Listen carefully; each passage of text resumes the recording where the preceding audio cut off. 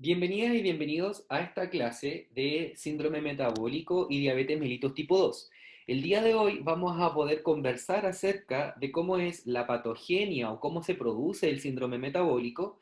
También vamos a abordar un tema relacionado con la resistencia a la insulina. Vamos a ver qué es lo que es esta resistencia a la insulina, cómo se produce y si es una enfermedad, es una condición, a qué nos referimos cuando hablamos de resistencia a la insulina. Y también por último vamos a hablar acerca de la diabetes mellitus, dando principal énfasis a la diabetes mellitus tipo 2. En sí vamos a partir con esta historieta que básicamente es el cerebro hablando con el tejido adiposo y el cerebro le está diciendo al tejido adiposo, a la grasa, ¿cierto? Le dice, lo siento mucho, gracias, pero nos vamos a ir a dieta, así que toma tus cosas. Y el tejido adiposo le dice, ¿sabes tú cuál es el beneficio psicológico de tener un día trampa? Y el cerebro dice, ¿beneficio psicológico? Sí, sí, imagínate si el beneficio psicológico de un día trampa, imagínate 7 días trampa, ¿ya? Más que nada este cómics es un poco para comenzar y mostrar que finalmente estas patologías, ¿cierto? Cuando hablamos de síndrome metabólico, diabetes, está relacionado estrictamente con lo que es la alimentación, con lo que es también el ejercicio físico y la actividad física de las personas, y está muy estrechamente relacionado con eso. Y aquí también vamos a mostrar una imagen que habla sobre la última encuesta nacional de consumo alimentario y muestra cómo la población tiene un gran consumo de alimentos ricos en harinas, ¿ya? Sobre todo, en este caso, la población de nivel socioeconómico bajo o medio bajo tiene un aumento de consumo de alimentos como pan, cereales, pastas, etcétera, ¿ya? Tiene un mayor consumo que las personas que tienen un nivel socioeconómico alto. Inclusive si seguimos viendo eh, los cereales para el desayuno, ¿cierto? Los cereales procesados como lo que uno toma normalmente, o cuando uno era más chico, ¿cierto? Lo tomaba de desayuno, podemos ver que también hay un gran consumo de ese tipo de alimentos, sobre todo en la población más joven. Podemos ver estos gráficos que asocia el nivel de consumo de estos cereales, pero por edad. Y podemos ver que el mayor consumo de ellos se encuentra en los niños de 2 a 5 años y de 6 a 13 años, ¿cierto? Y de ahí estos consumos de alimentos comienzan a disminuir. Y eso también nos da una interrogante, ¿cierto? Por ejemplo, ¿serán estos cereales para desayuno, sobre todo los infantiles, ¿verdad? Chocapic, o de chocolate, o estrellita, etcétera? ¿Serán alimentos saludables para ellos? ¿Serán alimentos que entregan beneficios para los niños y las niñas? Y eso es una pregunta súper interesante que podemos ir abordando. Así que aquí tenemos nuevamente el consumo de estos cereales procesados para el desayuno.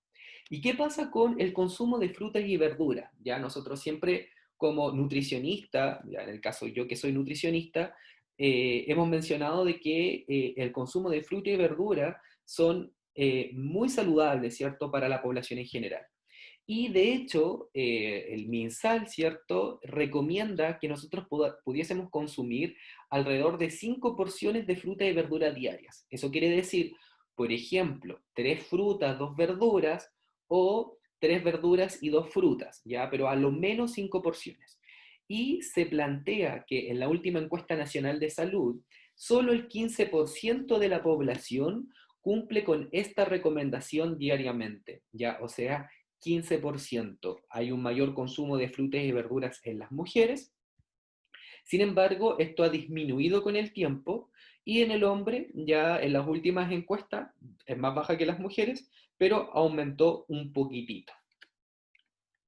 Y si hablamos de sedentarismo, también podemos ver que la actitud sedentaria de las personas, ¿verdad? Según edad, es bastante alta. Hablamos sobre un 90% de sedentarismo, por lo menos en las personas adultas, ya sobre 50, 60 años. En los adolescentes y niños, quizás es la que tiene los menores niveles de sedentarismo ya están asociados más al juego, ¿cierto? Al poder movilizarse. Sin embargo, siguen siendo cifras bastante altas a nivel nacional, ¿ya? Así que eso también es bastante alarmante. Y todo esto que hemos mencionado, alimentos ricos en alimentos procesados, ¿cierto?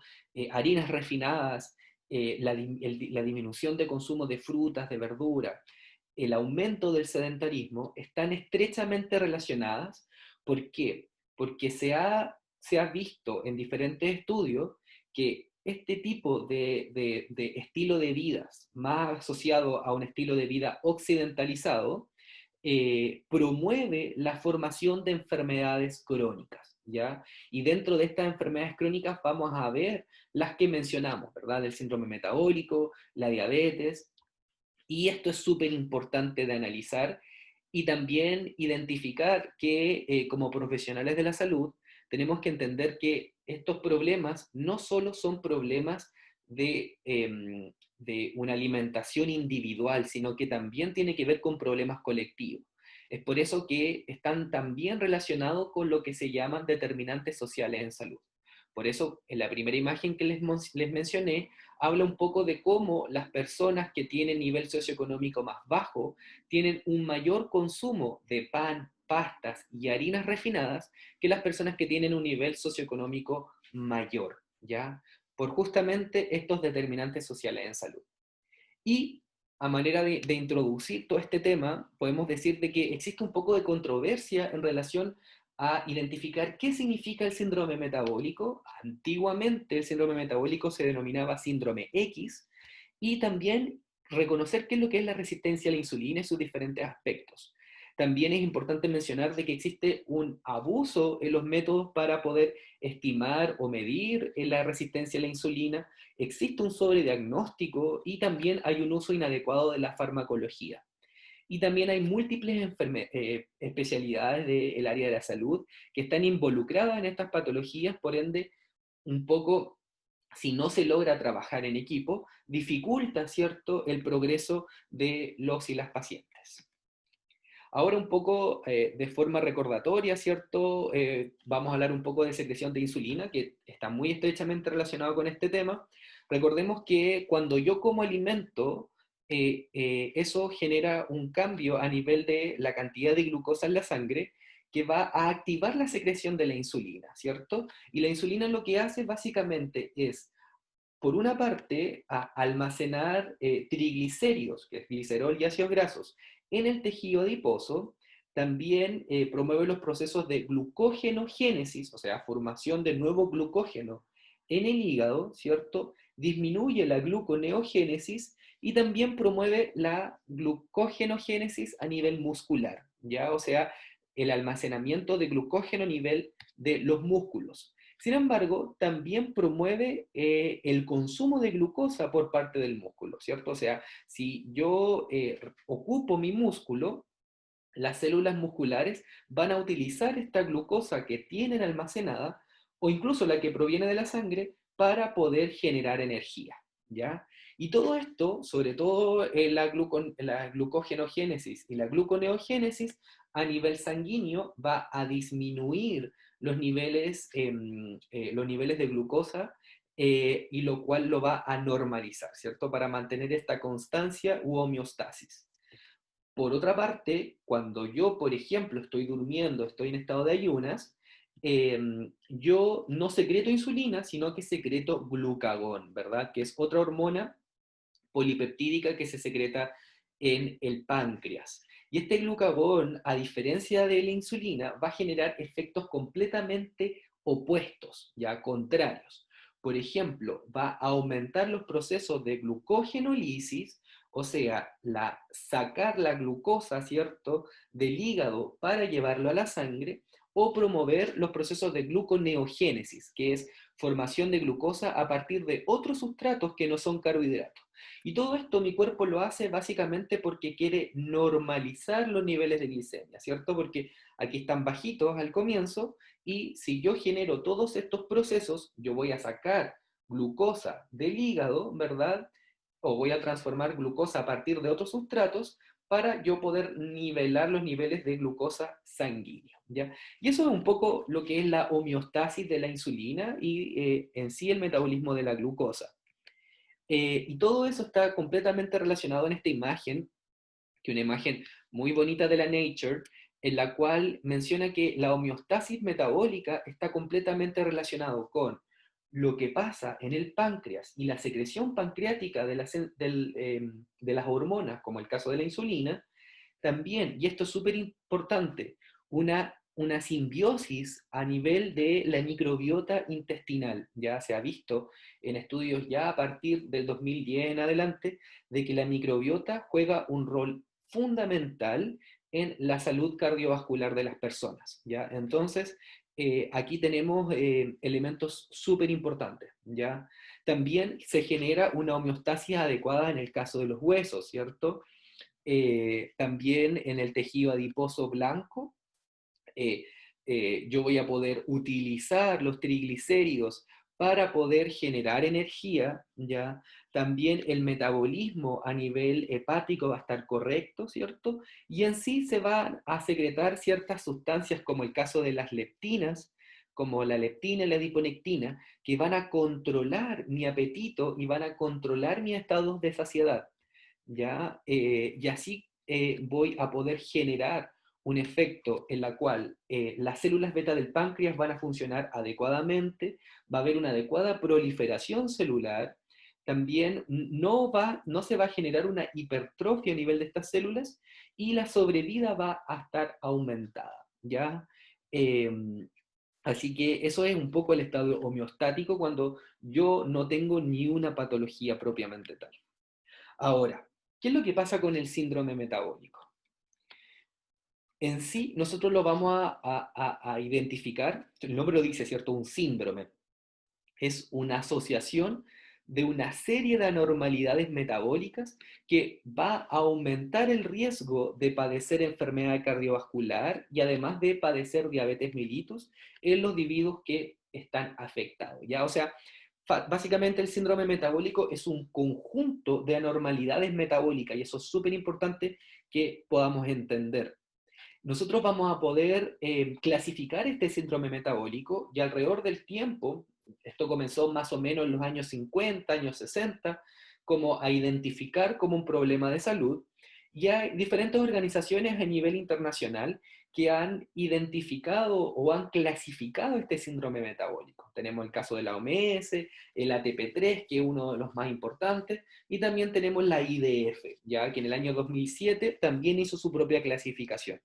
Actualmente en Chile nosotros nos manejamos con los criterios de la IDF debido a que estas son criterios un poco más específicos y criteriosos, porque la población chilena y latinoamericana tiene normalmente una estatura mucho más baja, una corporalidad genéticamente hablando más delgada, ¿ya?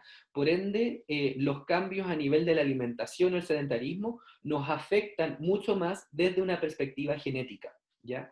Y es por eso que son criterios un poco más acuciosos, ¿verdad? Un poco más específicos en el caso de esta población, ¿ya? Y para yo poder diagnosticar síndrome metabólico actualmente en Chile, necesito, primero, no se considera la resistencia a la insulina como criterio de diagnóstico, ¿ya? Y eso es importante también. Sin embargo, es importante recalcar que para la fisiopatología del síndrome metabólico, la resistencia a la insulina es un eje fundamental, junto con lo que viene a continuación, que es la obesidad abdominal, ¿ya? Y la obesidad abdominal no es nada más que la medición, ¿verdad?, de la circunferencia de la cintura en la zona abdominal, ¿ya? ¿Cierto? En la zona de la guatita, en lo cual circunferencias de cintura mayor a 90, en el caso de los hombres, hablamos de obesidad abdominal, y en el caso de las mujeres, hablamos mayor o igual a 80 centímetros, hablamos de obesidad abdominal, ¿ya? O sea, cualquier número que esté sobre ellos, ya estamos hablando de personas que sí tienen obesidad abdominal. Y eso es el eje fundamental de este criterio de la IDF, además de dos de los siguientes criterios. O sea, tiene que tener sí o sí una obesidad abdominal, la persona, más los siguientes criterios. En el caso de los lípidos, por ejemplo, los triglicéridos tienen que ser mayor a 150 miligramos por decilitro, HDL colesterol menor a 40 en el caso de los hombres y menor a 50 en el caso de las mujeres, ¿ya? Y en el caso de la presión arterial tiene que ser mayor o igual a 130,85 milímetros de mercurio, además de que pueda haber una glicemia en ayuno alterada, ¿ya? O sea, hablamos de glicemias mayor a 100 miligramos por decilitro, o inclusive una persona que ya tenga una diabetes mellitus diagnosticada. Entonces, si yo voy a encontrarme con una persona que tiene síndrome metabólico, debería tener obesidad abdominal más, por ejemplo, HDL disminuido, si es caso de la mujer, en este caso menor a 50, y una presión arterial mayor a 130,85. Ahora miren, ¿qué es lo que pasa en la última encuesta nacional de salud? El síndrome metabólico, ¿verdad?, es de 40,1% de las personas encuestadas. O sea, es una gran cantidad de personas que tienen estos criterios de síndrome metabólico y por ende tienen un mayor riesgo de enfermedades cardiovasculares y enfermedades como diabetes, ¿ya? Entonces es bastante importante este síndrome metabólico. Es mayor en hombres que en mujeres, va aumentando a medida que va avanzando la edad, y esto también es súper interesante. También va a disminuir, o sea, es inversamente proporcional a más años de estudios que yo tenga. ¿Qué quiere decir eso? Si yo soy una persona universitaria, ¿cierto? Yo tengo menos, o en general existe menos prevalencia de síndrome metabólico que una persona que, por ejemplo, solo terminó octavo básico. Entonces, nuevamente retomamos todo lo que son los determinantes sociales en salud, que aquí tenemos uno, ¿cierto?, el nivel educacional o años de estudio, ¿cierto? Y eso nos va es un eje importante como profesionales de la salud tenerlo en consideración. Ahora, en nuestra imagen anterior, de la misma revista de la Nature, teníamos, ¿verdad?, una hermosa homeostasis. Y miren, cuando hablamos de síndrome metabólico, aquí hay una desregulación completa, ¿ya? Y esto es súper importante. Se asocia principalmente a que, por una parte, existe un aumento de la secreción del glucagón, vamos a hablar un poco más adelante en relación a eso, también un aumento de la síntesis de insulina, ¿cierto? En primera instancia, pero este síndrome metabólico nosotros lo podemos eh, clasificar finalmente como una enfermedad inflamatoria, o sea, va a producir factores de inflamación como factor de necrosis tumoral alfa, beta, interleuquina 1, 6.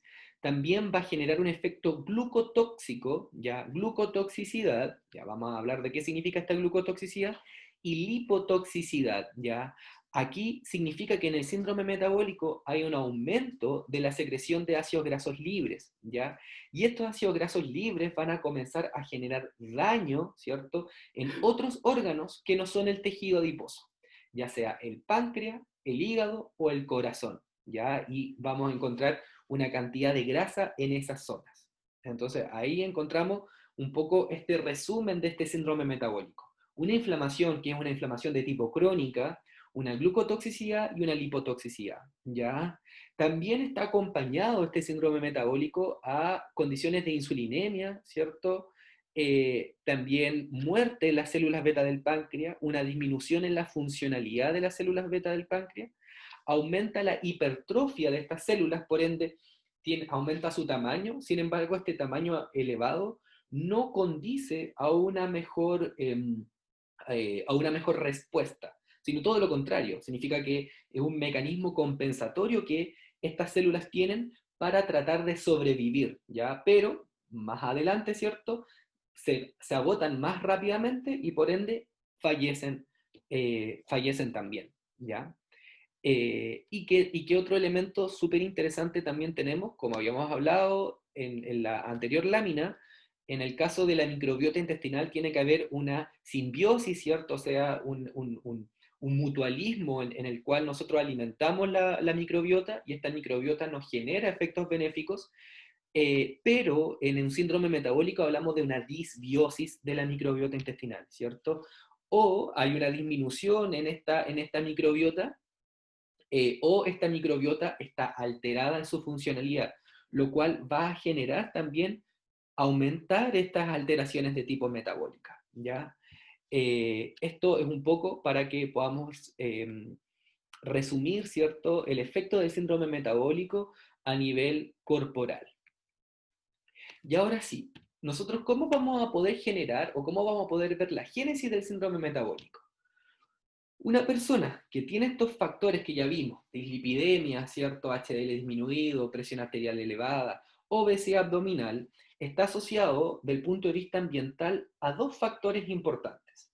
Uno es la sobrealimentación, ¿cierto? Las personas que tienen un mayor consumo y tienen una disminución en su gasto energético, o sea, consumen más de lo que gastan, y, por supuesto, gastan menos de lo que consumen, o sea, una disminución en la actividad física. Esas dos condiciones, ya que nosotros también lo podemos denominar un input positivo o un balance energético positivo, está asociado a un aumento en la acumulación de la adiposidad visceral, o sea, aumento de la grasa en la zona abdominal, ¿ya? Y eso es muy importante. Ahora, ese aumento en la cantidad de grasa a nivel abdominal va a generar diferentes reacciones orgánicas. Por una parte, este tejido adiposo no solamente cumple la función de almacenar grasa, que antiguamente, estamos hablando de los años 2000 o los años 90, se pensaba que solo funcionaba para almacenar grasa. Pero actualmente conocemos, ¿cierto?, de que este tejido adiposo también tiene un efecto endocrino, en la cual se liberan ciertas sustancias como la leptina y la adiponectina, ¿ya? Esta sustancia, adipoquinas que se llaman, están asociadas al control del apetito, ¿ya? Ahora, tanto los niveles de leptina y adiponectina, cuando están bien, están funcionando, y cuando están altas, ¿verdad? Significa de que yo voy a saciarme, ¿cierto? O sea, yo voy a tener efectos anorexogénicos. ¿Qué quiere decir eso? De que si yo tengo niveles altos de leptina, adiponectina, mi cuerpo dice no quiero comer más, ¿ya? En pocas palabras. Sin embargo, hay algo súper interesante que pasa con el síndrome metabólico. Ambas adipoquinas son, como dijimos, tienen un efecto endocrino y tienen sus receptores a nivel del sistema nervioso central, en donde ahí regulan el apetito. Y se ha visto que las personas que tienen síndrome metabólico, incluso que tienen obesidad, tienen altos niveles de leptina y bajos niveles de adiponectina. Y se supone que si tienen altos niveles de leptina, esta leptina es anorexogénico, por ende tendería a yo estar más saciado. Pero no es así en estos casos. ¿Y por qué? Ya se ha visto de que a nivel del sistema nervioso central, en los receptores se ejerce una resistencia a la leptina. Y eso significa que por más que yo tenga niveles altos de leptina, esta leptina no se va a poder unir a su receptor y por ende no va a poder generar este efecto anorexogénico. O sea, nunca llega la señal de yo sentirme saciado. Entonces, por eso estas personas que tienen esta acumulación de grasa visceral también tienen un aumento del apetito, ¿ya? Y eso significa activación neurohumoral, ¿ya? También, por otra parte, esta grasa visceral está asociado al aumento de la angiotensina 2, ¿ya? Y esta angiotensina 2 va a generar un aumento en los procesos de formación de radicales libres y también una activación del eje renina-angiotensina-aldosterona, debido a el aumento de la presión arterial que se está produciendo. O esta grasa visceral va a generar un aumento de la presión arterial, o este aumento de la presión arterial va a comenzar a generar estos daños a nivel endotelial, ¿cierto? Aumento de estos radicales libres o ROS, ¿cierto? Que son los agentes reactivos de oxígeno. Entonces ahí tenemos otra característica. Por una parte tenemos la obesidad propiamente tal y este hambre que dijimos. también el aumento de la presión arterial, ¿cierto? A través de la activación del eje renina-angiotensina-aldosterona, y también el aumento de la adiposidad se va a comenzar a generar aumento de ácidos grasos libres, lo vamos a ver acá, y también factores de inflamación, como es el caso del factor de necrosis tumoral alfa, beta, interleuquina 6.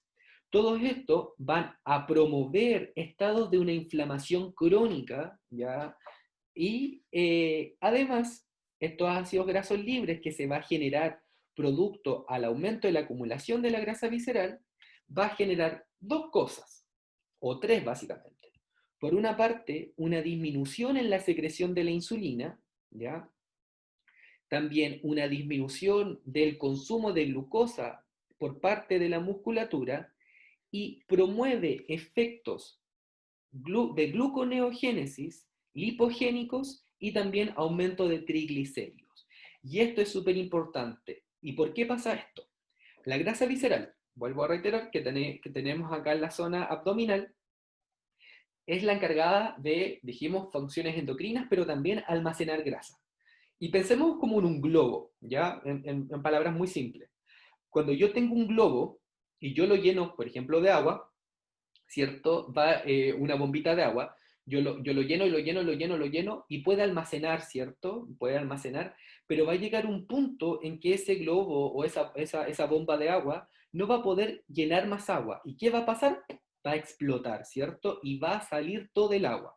Bueno, algo muy similar ocurre con los adipocitos, que estas células tienen una especie de vesícula que acumula grasa, pero acumula una gran cantidad de grasa y en algún momento va a comenzar a activar los procesos de formación de ácidos grasos libres. ¿Ya? ¿Por qué? Porque no es capaz de seguir almacenando grasa. Ahora, ojo, el adipocito propiamente tal tiene una capacidad limitada de almacenamiento de grasa. Sin embargo, mi cuerpo tiene una capacidad ilimitada de almacenar grasa. Es por eso que pueden haber personas que tienen una gran cantidad de masa de grasa, ¿ya? Y pueden seguir subsistiendo, ¿cierto? ¿Por qué? Porque mi cuerpo ilimitadamente puede almacenar esta grasa, ¿ya? Esto gracias a que tenemos genes ahorradores que, del punto de vista evolutivo, nos han ayudado a mantener un tiempo prolongado en ayunas, ¿cierto? Entonces, nosotros en esos tiempos, ¿verdad? En tiempos primitivos, podíamos consumir la grasa para formar energía cuando no estábamos comiendo alimentos, ¿ya? Sin embargo, hoy en día, con la vida industrializada, ¿cierto? Es más perjudicial que algo beneficioso, ¿verdad? Y aquí entonces en todo este elemento podemos ver el síndrome metabólico y podemos ver lo que es la activación neuromoral, ¿cierto? La lipotoxicidad por este efecto de aumento de los ácidos grasos libres, la inflamación crónica y esta insulinoresistencia también está asociado con una glucotoxicidad, ¿ya? Entonces ahí tenemos las características del síndrome metabólico. Y eso es como nosotros vamos a ir produciendo esta enfermedad. Ahora vamos a hablar un poco sobre la resistencia a la insulina, ¿ya? Es importante entender que la resistencia a la insulina no es una enfermedad, sino que es una condición que se caracteriza porque existe una menor actividad biológica de la insulina. Y debemos diferenciar la resistencia a la insulina de dos conceptos, la intolerancia a la glucosa y la diabetes, ¿ya? Importante mencionar que la intolerancia a la glucosa también se denomina prediabetes. Cuando hablamos de un paciente, una persona que tiene prediabetes, hablamos de intolerancia a la glucosa y no de resistencia a la insulina, ¿ya? Por ende, esto es una forma de prediabetes, ¿cierto? En la cual existen niveles elevados de la glicemia, en ayuna pueden ser mayor a 126, ¿ya? Eh, perdón, menor a 126 y mayor a 100, y en glicemia 2 horas poscarga de 75 gramos de glucosa, que esto se llama prueba de tolerancia de la glucosa oral, ya que en la entrega de una carga de glucosa, que son 75 gramos de glucosa, y 2 horas de esa entrega de glucosa se mide la glicemia. Y eso se llama glicemia poscarga, ¿cierto? Y para hablar de intolerancia a la glucosa, hablamos de niveles de 140 a menor a 200 miligramos por decilitro. post-carga, ¿ya? Y en ayuna, entre 100 a 125 miligramos por decilitro. Y la diabetes, propiamente tal, es un grupo de enfermedades metabólicas, no es solamente una diabetes, existen muchas diabetes, la mellitus tipo 1, 2, insípida, gestacional, etcétera, que estas tienen distintas etiologías que se caracterizan principalmente por estados de hiperglicemia que pueden ser originadas por una disminución o una alteración en la secreción de la insulina o una alteración en la acción de la insulina, ¿ya? Eso es una diabetes. Entonces, nuevamente, separar la resistencia a la insulina de la prediabetes y de la intolerancia a la glucosa. No es lo mismo, ¿ya? Entonces, ¿qué es lo que es esto? ¿Qué es lo que es la resistencia a la insulina? Es una menor actividad de la insulina a nivel celular, altera el metabolismo de los carbohidratos, los glúcidos, los lípidos y las proteínas. ¿Y cuáles son los órganos más afectados? Son el hígado, los músculos y el tejido adiposo, ¿ya? En sí, el páncreas va a aumentar la secreción de insulina. Recuerden que en la imagen anterior del síndrome metabólico de la Nature, donde se veía todas estas alteraciones, veíamos que hay un aumento de la secreción de la insulina, ¿ya? Y eso se llama hiperinsulinismo. Sin embargo, este hiperinsulinismo es una actividad compensatoria que se tiene, y las personas que tienen diabetes mellitus tipo 2 ya diagnosticada, es una actividad compensatoria que está más bien limitada, ¿ya? O sea, no tenemos un hiperinsulinismo propiamente tal en las personas con diabetes mellitus tipo 2 ya de largo tiempo. ¿Cuáles son los factores que pueden producir resistencia a la insulina? Bueno, existen factores genéticos asociados que son súper importantes, diabetes lipoatrófica, síndromes monogénicos, factores ambientales, la utilización de fármacos, ¿cierto? Como los corticoides, que pueden generar síndrome de Cushing, pueden ser secundarios a embarazo. De hecho, el embarazo se genera una resistencia a la insulina fisiológica durante el embarazo, ¿ya? Y también por procesos fisiológicos como el envejecimiento, debido a que en ella hay un aumento de la probabilidad de que los pacientes generen sarcopenia o disminución en la masa muscular, ¿ya? Y una redistribución de la masa adiposa, ¿cierto? En las mujeres, sobre todo, pasamos de, antes de la menopausia, de tener un aumento de grasa corporal, principalmente en las caderas, ¿cierto? Y posterior a la menopausia ya se lleva esa grasa o se redistribuye esa grasa a nivel del tejido abdominal. Eso, y ahora, ¿cómo yo diagnostico la resistencia a la insulina? Antiguamente se utilizaban algunos exámenes de laboratorios que se llaman OMA, ¿ya? Que era un valor de referencia o una relación matemática que asociaba la insulinemia basal por la glicemia basal y se multiplicaba por un número y eso daba un número y ahí nosotros podíamos ver si ese aumento de número, ¿cierto? La persona tenía resistencia a la insulina y si no tenía ese número aumentado, la persona no tenía resistencia a la insulina. Sin embargo, ese OMA o Quickie, que es otro, sobre todo en paciente pediátrico, se trata de usar solamente en situaciones de investigación. Cuando hablamos de una situación clínica, si nosotros vamos a ver un paciente y tenemos que ver si tiene diagnóstico de resistencia a la insulina, nosotros no nos vamos a fijar en el OMA, sino que nos vamos a fijar en cómo es la clínica de este paciente, ¿ya? O de esta paciente. Por ejemplo, obesidad abdominal, ya un paciente o una paciente con obesidad abdominal posiblemente tiene resistencia a la insulina, además si tiene glicemias en ayunas alteradas, tiene intolerancia a la glucosa, acantosis nigricans, que es una coloración oscura, ¿cierto?, en la zona de la piel, sobre todo en los pliegues axilares, en el cuello, debajo de la guatita, hipertrigliceridemia, colesterol HDL bajo, ¿verdad? O esteatosis hepática no alcohólica, síndrome de ovario poliquístico o hipertensión esencial. Si tenemos estas patologías, podemos ya decir casi por seguro de que estamos hablando de una persona que tiene una resistencia a la insulina, ¿ya? Así que esa es la forma que tenemos actualmente de poder diagnosticarla.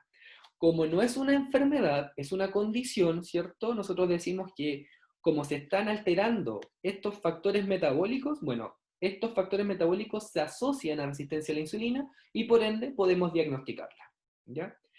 Y en Chile, un grupo de endocrinología el año, bueno, ya como el año 2015 en adelante, realizaron un consenso en relación a la resistencia a la insulina, en la cual se puede resumir en estos ocho enunciados. Importante mencionar que la resistencia a la insulina es una condición fisiopatológica que aumenta el riesgo cardiovascular, no es una enfermedad propiamente tal, es una situación prevalente y se asocia principalmente al estilo de vida y al exceso de peso.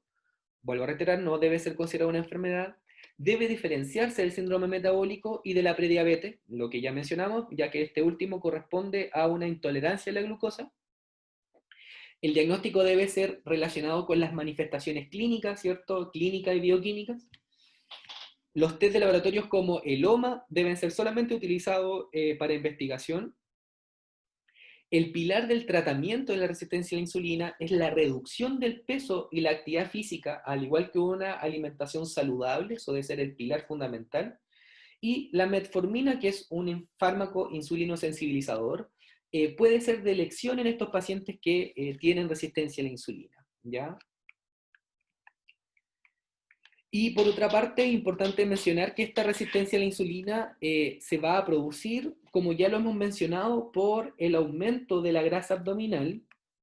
Aquí tenemos el tejido adiposo, ¿cierto?, en la zona abdominal, un balance energético positivo, además de algunos factores como mala adaptación al estrés, genotipos poco favorables en los pacientes, si las personas fuman, va a alterar la cantidad de tejido adiposo a nivel abdominal. Podemos ver aquí una gran cantidad de tejido adiposo y aquí una cantidad no muy grande, lo cual va a aumentar la formación de ácidos grasos libres, ya este FFA, ¿ya?